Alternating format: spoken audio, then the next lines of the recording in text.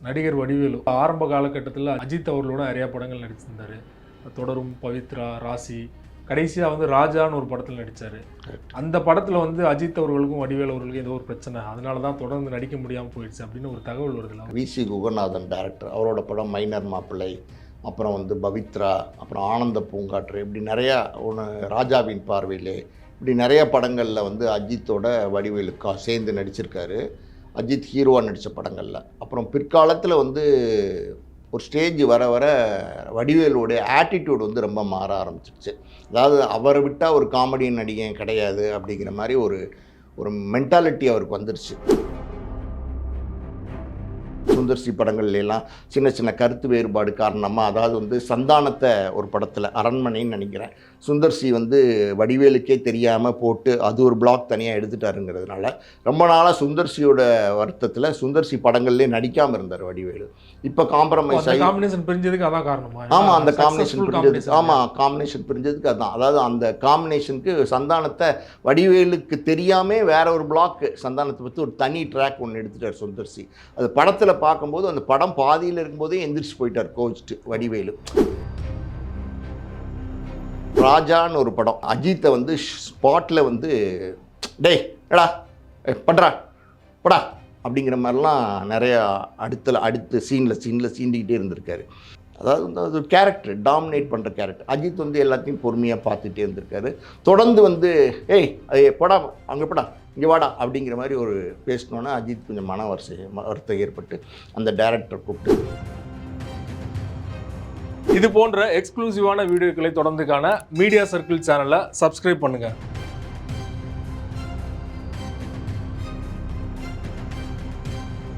Media circle நேயர்களுக்கு வணக்கம். இன்றைக்கு நம்மோடு நேர்காணலுக்காக தயாரிப்பாளர் பாலாஜி பிரபு அவர்கள் நம்மோடு இருந்திருக்கிறார். அவரோடு பேசலாம். சார் வணக்கம். வணக்கம். நடிகர் வடிவேலு மக்கள் கொண்டாடக்கூடிய தமிழ் சினிமாவே வந்து ஒரு தவிர்க்க முடியாத ஒரு கலைஞன், அதில் எந்த சந்தேகமும் இல்லை. ஆனால் அவருடைய ரியல் லைஃப்பை பற்றி நிறைய விமர்சனங்கள் வந்துட்டுருக்கு. குறிப்பாக ஆரம்ப காலகட்டத்தில் அஜித் அவர்களோட நிறையா படங்கள் நடிச்சிருந்தார். தொடரும், பவித்ரா, ராசி, கடைசியாக வந்து ராஜான்னு ஒரு படத்தில் நடித்தார். அந்த படத்தில் வந்து அஜித் அவர்களுக்கும் வடிவேலு அவர்களுக்கும் ஏதோ ஒரு பிரச்சனை, அதனால தான் தொடர்ந்து நடிக்க முடியாமல் போயிடுச்சு அப்படின்னு ஒரு தகவல் வருதுல்ல, உண்மையான சார்? இல்லை, உண்மைதான். அதுக்கு காரணம் என்னென்னா வடிவேலோட ஒரு ஆட்டிடியூடான பிஹேவியர் தான் அதுக்கு காரணம். ஆரம்ப காலத்தில் வி.சி. குகநாதன் டைரக்டர், அவரோட படம் மைனர் மாப்பிள்ளை, அப்புறம் வந்து பவித்ரா, அப்புறம் ஆனந்த பூங்காற்று, இப்படி நிறையா ராஜாவின் பார்வையிலே, இப்படி நிறைய படங்களில் வந்து அஜித்தோட வடிவேலு சேர்ந்து நடிச்சிருக்காரு. அஜித் ஹீரோவாக நடித்த படங்களில். அப்புறம் பிற்காலத்தில் வந்து ஒரு ஸ்டேஜ் வர வர வடிவேலுடைய ஆட்டிடியூட் வந்து ரொம்ப மாற ஆரம்பிச்சிருச்சு. அதாவது அவரை விட்டால் ஒரு காமெடியன் நடிகன் கிடையாது அப்படிங்கிற மாதிரி ஒரு மென்டாலிட்டி அவருக்கு வந்துருச்சு. உண்மையாலுமே ஒரு சிறந்த காமெடி நடிகங்கிறதுல எந்த மாற்று கருத்தும் கிடையாது. அதாவது நம்ம இசைஞானி இளையராஜா எப்படி வந்து ஒரு அதிசயத்தக்க டேலண்ட்டு அப்படின்னு சொல்லுவாங்கல்ல, அவரை மாதிரி ஒரு மியூசிக் டைரக்டர் இன்னொருத்தர் வந்து பிறந்து தான் வரணும் அப்படின்னு சொல்லுவாங்க. அந்த மாதிரி வந்து வடிவேலு மாதிரி பாடி லாங்குவேஜ் பின்னி எடுக்கிற ஒரு காமெடியன் வந்து இன்னொரு ஆள் பிறந்து தான் வரணும். இவ்வளோ ஹிலாரிஸாக இவ்வளோ சூப்பராக காமெடி பண்ணி ஒரு குறுகிய காலத்துக்குள்ளேயே மக்கள் மனசில் இடம் பிடிச்ச நடிகர் தான், காமெடி நடிகர் தான் வடிவேலு. அதாவது கவுண்டமணி, செந்தில் எல்லாம் பீக்கில் இருந்த காலகட்டத்தில் கவுண்டமணி சாரோட டாமினேஷன் ரொம்ப இருந்துச்சு சினிமாவில். அவரும் ஒரு நல்ல காமெடியன் தான். ஆனால் அவர் பாடி லாங்குவேஜில் பண்ண மாட்டார். இந்த செந்தில் மிதிக்கிறது, இந்த டயலாக் டெலிவரியிலே அவர் அப்படியே பாஸ் பண்ணி போயிடுவார். அப்படி ஒரு காலகட்டத்தில் வடிவேலு என்ட்ரி கொடுக்குறாரு. ராசாவின் மனசுலே ராஜ்கிரண் சார் தான் அவரை இன்ட்ரடியூஸ் பண்ணுறாரு. ஒரு வளையல் கடையும் நம்ம தான் மதுரையில் வச்சுட்டு இருந்தார். ஒரு சாதாரணமான ஒரு மதுரையில் வாழ்கிற ஒரு சின்ன ஒரு பேக்ரவுண்டில் வாழ்கிற ஒரு கேரக்டர் தான் வடிவேலு. அதாவது பணத்தையே இது வரைக்கும் பார்க்காத ஒரு கேரக்டர், புகழையே இது வரைக்கும் பார்க்காத கேரக்டர், வீடு வாசல் காரு இந்த மாதிரி எதையுமே இது வரைக்கும் ரியல் லைஃப்பில் அனுபவிக்காத ஒரு கேரக்டர் சினிமாக்குள்ளே திடீர்னு வராரு. ஒரு படம் நடிக்கிறாரு, அப்புறம் சின்ன கவுண்டர்னு ஒரு படம் நடிக்கிறாரு, அப்புறம் தேவர் மகன் ஒரு படம் வருது. இப்படி மாற்றி மாற்றி நல்ல படங்கள்லாம் அவருக்கு வரும்போது அவருடைய பேர் கொஞ்சம் கொஞ்சமாக உயரத்துக்கு வருது. அந்த காலகட்டத்தில் வடிவேலு இருந்தால் நமக்கு சப்போர்ட் அப்படின்னு விஜய், அஜித் இவங்கெல்லாம் வளர்ந்து வந்த காலம். அதாவது விஜயும் அஜித் வந்து வளர்ந்து வர காலம். விஜய்க்கு வந்து வடிவேலு தேவைப்பட்டார், அஜித்துக்கு வந்து வடிவேலு தேவைப்பட்டார். பிரசாந்துக்கு வந்து வடிவேலு தேவைப்பட்டார். அதுக்கப்புறம் பார்த்தீங்கன்னா, ஒரு சரத்குமார் ஆகட்டும், விஜயகாந்த் ஆகட்டும், கார்த்திக் ஆகட்டும், பிரபு ஆகட்டும், எல்லா நடிகர்களுக்குமே வடிவேலு வேணுங்கிற ஒரு காலகட்டம் வரும்போது, வடிவேலு வந்து கொஞ்சம் அதாவது வந்து நம்ம இல்லைன்னா இந்த சினிமா இல்ல. நம்மள வந்து இப்படி போட்டுறாங்க அப்படின்னு சொல்லிட்டு, தன்னுடைய கேரக்டர்ல நெறைய சேஞ்சஸ் கொண்டு வந்துட்டாரு. யாரையும் மதிக்கிறதில்ல, யாரையும் பெருசா கண்டுக்கிறதில்ல. ஒரு உதாரணம் சொல்லணும்னு வச்சுக்கோங்க. இப்ப வடிவேலு சார் வந்து பாப்புலரா இருந்த காலகட்டத்தில, ஒரு ஃபாரின் விஸ்கி கார்லேருந்து இறங்கும்போது கையில புடிச்சுக்கிட்டே போவாரு. இறங்கி அவரோட ஆஃபீஸ்க்குள்ள போவாரு. அங்க ஒரு 10 பேர் இருப்பாங்க. அது நம்ம பேரெல்லாம் யாரையும் சொல்ல வேண்டாம். வடிவேலுவோட அன்னைக்கு சேர்ந்து நடிச்சுக்கிட்டு இருந்த காமெடி நடிகர்கள்லாம் வடிவேலுக்காண்டி வெயிட் பண்ணிட்டு இருப்பாங்க. அப்படி போய் அந்த ஃபாரின் விஸ்கிய டேபிளில் வைப்பார். அவங்களுக்கு லோக்கல் சரக்கு ரெடியாக இருக்கும். அந்த வீட்டு ஃப்ரிட்ஜிலே ரெடியாக இருக்கும் ஆஃபீஸில். எல்லாருக்கும் ஒரு லோக்கல் சரக்கு ஊற்றி கொடுப்பாரு. இவர் மட்டும் ஒரு 2 பெக்கு அடிப்பார். அடிச்சுட்டு அந்த அடுத்த நாள் நம்ம என்ன காமெடி பண்ண போகிறோம் அப்படிங்கிற டிஸ்கஷன் அவங்க அந்த 10 பேரோட வச்சு பண்ணுவார். நீ இப்படி பண்ணிக்கோ, நான் இப்படி பண்ணிக்கோ, இந்த டைலாக் நான் சொல்கிறேன் அப்படிங்கிறது ரிகர்ஸ் எல்லாம் அங்கேயே பார்த்து முடிச்சுடுவார். பார்த்து முடிச்சுட்டு சரிடா நீங்களாம் அடிச்சுட்டு கிளம்புங்க. பிரியாணிலாம் அங்கே வரும் ஆஃபீஸ்க்கு. எல்லாம் சாப்பிட்டுட்டு சரக்கு சாப்பிட்டுட்டு போயிடுவாங்க. இவர் அழகாக அந்த ஃபாரின் விஸ்கியை மறுபடியும் 2 பெக்கு அடித்ததை கையிலே எடுத்துகிட்டு காரில் ஏறி போயிடுவார். இது நான் கேள்விப்பட்ட விஷயம். அப்படி போய் நிறைய பேரை நடிக்க வைப்பார். நிறைய பேருக்கு அந்த காலத்தில் சப்போர்ட் பண்ணியிருக்கிறாருங்கிறது உண்மை தான். சம்பளம்லாம் வாங்கி கொடுத்துருக்காரு. ஆனால் அவர்கிட்ட ஒரு விஷயம், அதாவது விவேக் கிட்ட நடித்தா இங்கே வரக்கூடாது, இங்கே நடிக்கிறவங்க விவேக் கிட்ட போகக்கூடாது, இங்கே நடிக்கிறவங்க கவுண்டமணி கிட்ட போகக்கூடாது. அந்த மாதிரியான சில கண்டிஷன்ஸ்லாம் வடிவேலு வச்சுருந்தார். அவருடைய ஜேர்னி வந்து நல்ல பிரமாதமாக இருந்ததுனால மற்ற ஆர்டிஸ்ட் கிட்ட போக வேண்டிய நெசசிட்டி இல்லாமல் இருந்துச்சு. இந்த குரூப்பாக இருக்கிற காமெடி ஆர்டிஸ்ட்க்கு வடிவேலுவே ட்ராவல் பண்ணிகிட்டு இருந்தாங்க. அவங்கள மேக்ஸிமம் யூஸ் பண்ணிவிட்டு இப்போ பார்த்திங்கன்னா நம்ம நாய் சேகர்னு ஒரு படம் எடுத்தார்ல, அப்போ பழைய குரூப் யாரையுமே உள்ளே விடலை. பழைய ஆளுங்கள்லாம் தேடி போயிருக்காங்க. அண்ணன் ஒரு வாய்ப்பு. எப்போவுமே சினிமாவில் இந்த கடைநிலை காமெடியர்களோட நிலைமையெல்லாம் ரொம்ப கஷ்டம். அன்றைக்கி ஒரு வாய்ப்பு வந்தால் ஒரு 2000 3000 கிடைக்கும். அதை வச்சு குடும்பத்தை நடத்தலாங்கிற நிலைமை தான் இன்றைக்கி காமெடி இருக்கலாம். அதாவது கடைநிலை காமெடியர்களுக்கு இருக்குது. பெரிய லெவலில் வடிவேலு மாதிரியோ, சூரி மாதிரியோ, இல்லை வந்து சந்தானம் மாதிரியோ, யோகி பாபு மாதிரியோ ஒரு உயரத்தை அடைஞ்சிட்டிங்கன்னா அது நிலைமை வேறு. இந்த சின்ன லெவலில் எத்தனையோ பேர் இருக்காங்க, போண்டாமணி அவங்க இவங்கெல்லாம் இருக்காங்களா, அவங்களுடைய அவங்களோட நிலைமையெல்லாம் ரொம்ப கஷ்டம். அன்றாட அவங்க வீட்டில் உலைய எரியிறதே இந்த ஒரு நாள் வேலை பார்த்தா தான் முடியுங்கிற நிலைமை இருக்கும் அவங்களுக்கு. அப்படி வந்த சின்ன காமெடி நடிகர்கள்லாம் எல்லாத்தையும் தூக்கி போட்டு அவர் வந்து கிங்ஸ்லி மாதிரி புது புது ஆளுங்களோட ட்ராவல் பண்ண ஆரம்பிச்சிட்டார். நியாயமாக பார்த்தா அவருக்கு 10 வருஷம் வாய்ப்பு இல்லை. அது காரணம் வந்து அவருடைய ஆட்டிடியூடு தான். அவர் பேசுகிறது, அவர் பழகிற விதம், அவர் எல்லாரையும் எடுத்தெறிஞ்சு பேசுகிறது, இதெல்லாம் வந்து இயற்கையிலே அவருக்கு டெவலப் ஆயிடுச்சு. அதாவது ஒரு காசு, பணம், வீடு, பங்களா, புகழ் எதையுமே பார்க்காதவருக்கு, அதான் சொல்லுவாங்கள்ல, அற்பனுக்கு வாழ் வந்து அர்த்தராத்திரியில் கொடை பிடிப்பான்னு, அந்த கதையாகி போச்சு. அப்புறம் அவர் ஒன்றும் பண்ண முடியல. அவரோட நேச்சர் அப்படி தான். யாருக்கும் ஹெல்ப் பண்ண மாட்டார். இப்போ போண்டாமணிலாம் ஹாஸ்பிட்டலில் அட்மிட் ஆகிருக்கும்போது எல்லாரும் சொன்னாங்க ஏதாவது ஹெல்ப் பண்ணுவார் வடிவேலுன்னு எதிர்பார்த்தாங்க. யாருக்குமே பண்ணலை. இந்த மாதிரி அதாவது உதவி செய்கிற மனப்பான்மையும் இல்லை. அதாவது யாருக்கும் வந்து போய் சப்போர்ட் பண்ணுற மனப்பான்மையும் இல்லை. எதுவுமே இல்லை. தூக்கி எறிஞ்சிட்டு நாய் சேகர் பண்ணார். அந்த படமும் ஓடலை. இப்போ அவங்களாம் என்ன சொல்கிறாங்க, எங்களையெல்லாம் தூக்கி எறிஞ்சிட்டு போனாரே, இப்போ அந்த படம் ஓடிடுச்சு அப்படின்னு கேட்டாங்க. அதாவது ஒரு காலத்தில் சார் ஒரு ஒரு ஒரு சினிமாவை பொறுத்த வரைக்கும் என்னென்னா, அந்த மார்க்கெட்டில் இருக்கும்போதே அதை வந்து நம்ம வந்து கேஷ் பண்ணிக்கணும். அது ஒரு 10 வருஷம் இடைவேளை. 10 வருஷம் இடைவேளையில் பழைய பாடி லாங்குவேஜை வடிவேலுவால் கொண்டு வரவே முடியல. இப்போ என்னென்னமோ முயற்சி பண்ணுறாரு. கூட இப்போ காமெடியனாக நடிக்க மாட்டேன்னு சொன்னார். இப்போ தனி ஹீரோவாக தான் நடிப்பேன்னாரு. இப்போ காமெடியனாகவும் நடிக்கிறார். சுந்தர்சி படங்கள்லாம் சின்ன சின்ன கருத்து வேறுபாடு காரணமாக, அதாவது வந்து சந்தானத்தை ஒரு படத்தில் அரண்மனைன்னு நினைக்கிறேன், சுந்தர்சி வந்து வடிவேலுக்கே தெரியாமல் போட்டு அது ஒரு பிளாக் தனியாக எடுத்துட்டாருங்கிறதுனால ரொம்ப நாளாக சுந்தர்சியோட வருத்தத்தில் சுந்தர்சி படங்கள்லேயே நடிக்காமல் இருந்தார் வடிவேலு. இப்போ காம்ப்ரமைஸ் ஆகி காம்பினேஷன் பிரிஞ்சதுக்கு அதான் காரணமா? ஆமாம், அந்த காம்பினேஷன் பிரிஞ்சதுக்கு. ஆமாம், காம்பினேஷன் பிரிஞ்சதுக்கு அதான். அதாவது அந்த காம்பினேஷனுக்கு சந்தானத்தை வடிவேலுக்கு தெரியாமல் வேற ஒரு பிளாக் சந்தானத்தை பற்றி ஒரு தனி ட்ராக் ஒன்று எடுத்துட்டார் சுந்தர்சி. அது படத்தில் பார்க்கும்போது அந்த படம் பாதியில் இருக்கும்போதே எந்திரிச்சு போயிட்டார் கோச்சிட்டு வடிவேலு. அது அவர் ஏன் என்னை வந்து காமெடியை கூப்பிட்டு இன்னொருத்தனை எப்படி நடிக்க வைப்பார். அதாவது இந்த மாதிரி, அதாவது விவேக் படத்துல எல்லாம் பார்த்தீங்கன்னா எல்லாரும் இருப்பாங்க. ஆனால் இவர் படத்தில் அப்படி இருக்க மாட்டாங்க. இவர் தனியாக காமெடி பண்ணணும் அப்படின்னு நினைப்பார். எத்தனை கூட்டம் இருந்தாலும் இவர் மட்டுமே தனியாக தெரியணும்னு நினைப்பார். அதுக்கேற்ற திறமை, அதுக்கேற்ற உழைப்பு எல்லாமே வடிவேலுக்கிட்ட இருந்துச்சு. அதில் ஒன்றும் மாற்றுக்கிறது கிடையாது. நான் முதல்லே சொன்ன மாதிரி ஒரு வடிவேலு மாதிரி ஒரு காமெடியன் நமக்கு தமிழ் திரையுலகு கிடைச்சது வந்து பெரிய ஒரு, அதாவது வந்து பொக்கிஷன் தான் அவர் வந்து தமிழ் திரைய உலகத்தை பொறுத்த வரைக்கும். ஆனால் அவர் இன்னமும் பல படங்கள் தொடர்ந்து நடிச்சுக்கிட்டே இருந்திருக்கலாம். ஏன்னா நல்ல ஹெல்த்தை நல்லா மெயின்டைன் பண்ணக்கூடிய கேரக்டர். இப்போ சுருளி ராஜன் ஒரு காமெடியன் இருந்தார் அந்த காலத்தில், பிரமாதமாக நடிக்கக்கூடியவர். ஆனால் சில காரணங்களால் ஹெல்த்தை மெயின்டைன் பண்ணாமல் சின்ன வயசில் இறந்து போயிட்டார். ஆனால் வடிவேல் வந்து நல்ல ஹெல்த்தை மெயின்டைன் பண்ணக்கூடியவர், நல்ல பாடி ஃபிசிக்கை நல்லா வச்சுருக்காரு. ஆனால் இன்றைக்கி பாருங்கள், அவருக்கு மறுபடியும் வாய்ப்பு வராமல் போச்சு 10 வருஷம் கழிச்சு. இப்போ அஜித் மேட்டரில் நம்ம வரும்போது என்னாச்சுன்னா, இப்போ அஜித்துக்கெலாம் ஆரம்பத்தில் நான் சொன்னேன்ல, விஜய் அஜித் எல்லாருக்குமே தேவைப்படுது. ஒரு காலத்தில் ரஜினிக்கும் தேவைப்படுது. ரஜினி விஷயத்த நம்ம ஒரு விஷயம் இங்கே சொல்லிடணும். அது என்ன அப்படின்னா, ரஜினியெல்லாம் பார்த்தீங்கன்னா சூப்பர் ஸ்டாருன்னு தன்னை நம்ப மாட்டார்.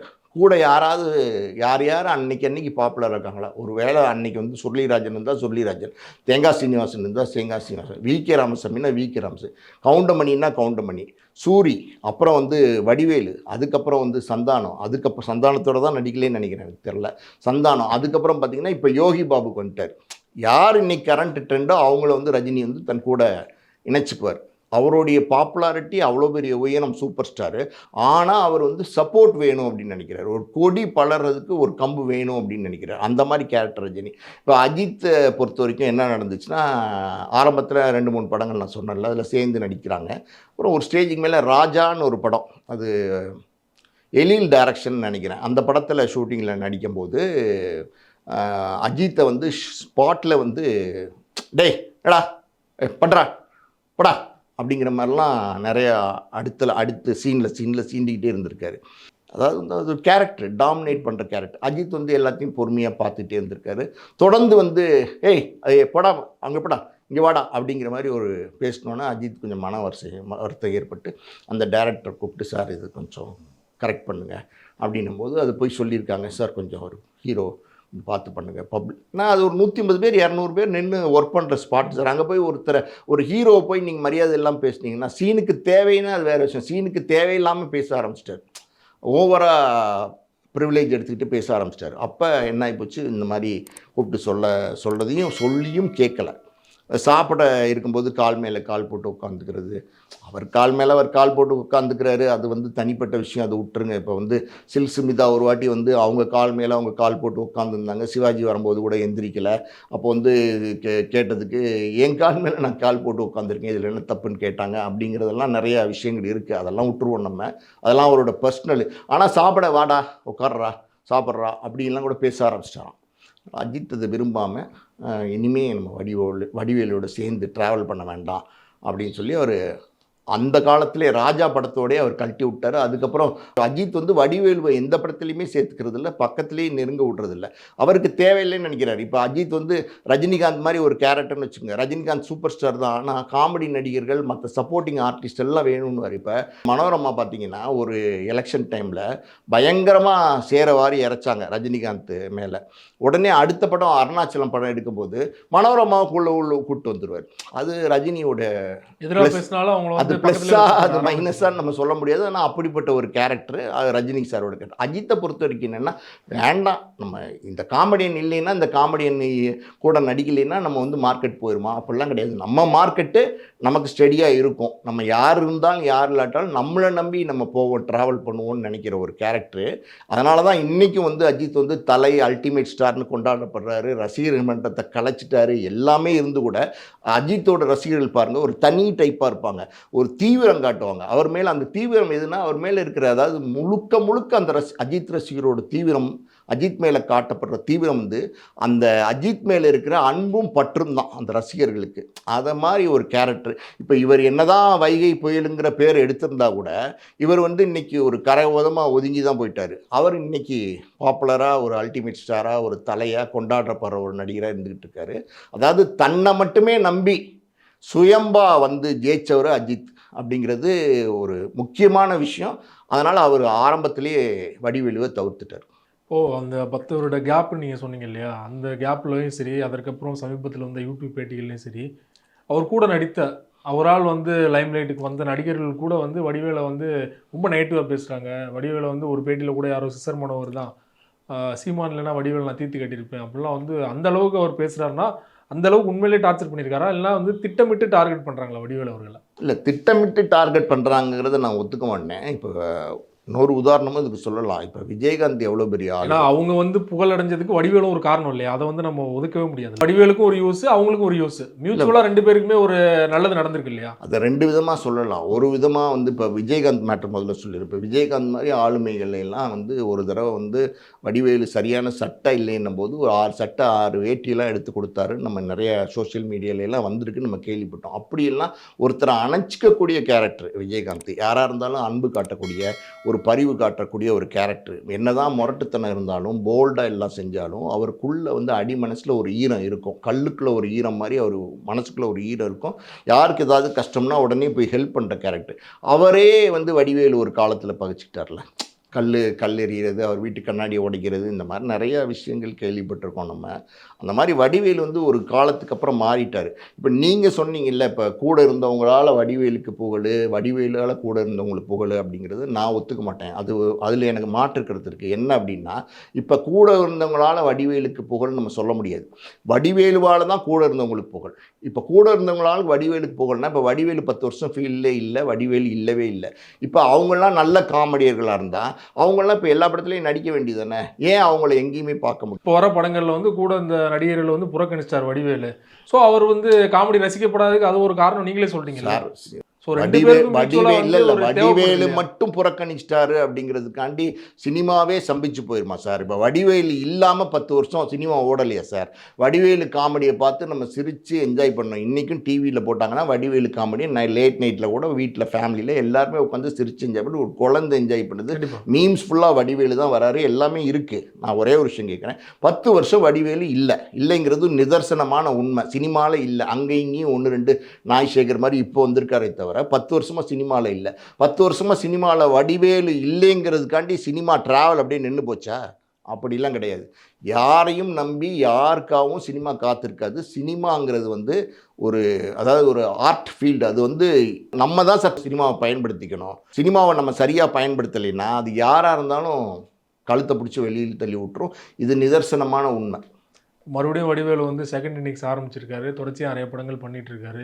இப்போது ஃபகத் ஃபாசில் கூட வந்து நடிச்சிட்டு இருக்காரு. அடுத்து சுந்தர்சியோட இணைய போகிறார் அப்படிங்கிற ஒரு தகவல்லாம் வருது இல்லையா? கிரி, வின்னர் போன்ற படங்கள்லாம் வந்து தலைநகரம் போன்ற படங்கள்லாம் வந்து காமெடியை மறக்கவே முடியாது. இன்ன வரைக்கும் வந்து அவருக்கு ஒரு பேர் சொல்கிற படங்கள் அதெல்லாம். ஸோ அந்த காம்பினேஷன் மீண்டும் இணைந்தனா அந்த மாதிரியான ஒரு காமெடிகள் வர வாய்ப்பு இருக்குன்னு நினைக்கிறீங்களா? எடுபடுறதுக்கு நிறைய வாய்ப்புகள் இருக்குது. ஏன்னா வந்து அவர் வடிவேலு பொறுத்த வரைக்கும் ஒரு பிறவி கலைஞன். அவர் அருமையாக நடிக்கக்கூடியவர். ஒரே ஒரு விஷயம் என்னென்னா சார், ஒரு விஷயம் மக்கள் மனசில் ஒரு பசை மாதிரி ஒட்டியிருக்கு பார்த்தீங்களா? அந்த நேரத்தில் அந்த ஃபேம் வந்து அப்படியே கண்டினியூ பண்ணி ட்ராவல் பண்ணணும். அதை நீங்கள் ஒரு இடத்துல கேப் விட்டுட்டிங்கன்னா திருப்பி எந்திரிக்கிறது கஷ்டம். எனக்கு தெரிஞ்ச விஷயம், என்னுடைய அனுபவத்தில் சொல்கிறேன். எத்தனையோ நடிகர்கள் கேப் விட்டுட்டதுக்கப்புறம் மறுபடியும் வரலான்னு ட்ரை பண்ணுவாங்க. அதில் 1 2 பேரை யாராவது ஏற்றுட்ருப்பாங்களே தவிர, அரவிந்த் சாமி மாதிரி சொல்லலாம். அரவிந்த் சாமி கூட அதாவது வந்து அவர் அன்னைக்கு நடித்த மாதிரி இன்றைக்கி இல்லை. அது அவருக்கு ஒரு தனி ஒருவன் தான் வந்துச்சு. தனி ஒருவனுக்கு அப்புறம் அவருக்கு எந்த படம் வந்துச்சு? இன்னும் சொல்லப்போனால் அரவிந்த் சாமிக்கு வந்து வணங்காமுடின்னு ஒரு படம், நரகாசுரன் ஒரு படம், சதுரங்க வேட்டை 2ன்னு ஒரு படம், இதெல்லாம் ரிலீஸ் ஆகாமல் இருக்குது, வியாபாரமாகாமல். அப்படின்னு இருக்கும்போது ஒரு கேப் விட்டுட்டிங்கன்னா மறுபடியும் அந்த இடத்த பிடிக்கிறது ரொம்ப கஷ்டம். அது ஓடிக்கிட்டே இருக்கிற ஓட்டப்பந்தயத்துக்காரன், பயிற்சியிலே இருக்கிறவனுக்கு அந்த கேப் விட்டுட்டு 10 வருஷம் கழித்து நம்ம ஓடலான்னு நினச்சி மறுபடியும் வந்தான்னா அது எவ்வளோ டஃப்போ அதே மாதிரியான விஷயந்தான் இது. அது வடிவேலு மட்டும் இல்லை, யாராக இருந்தாலும் அது வந்து பூர்த்தி செய்கிறாரா இல்லையாங்கிறது பொறுத்திருந்து தான் பார்க்கணும். அதுக்கேற்ற படங்கள், அதுக்கேற்ற காமெடி எல்லாம் அமையணும். அமைஞ்சு வந்தால் மறுபடியும் வடிவேலு வந்தாலும் வரலாம். ரொம்ப நன்றி சார். வடிவேலு தொடர்பாக பல்வேறு விஷயங்களை எங்களோட பகிர்ந்து கொண்டீங்க. மிக்க நன்றி. நன்றி சார்.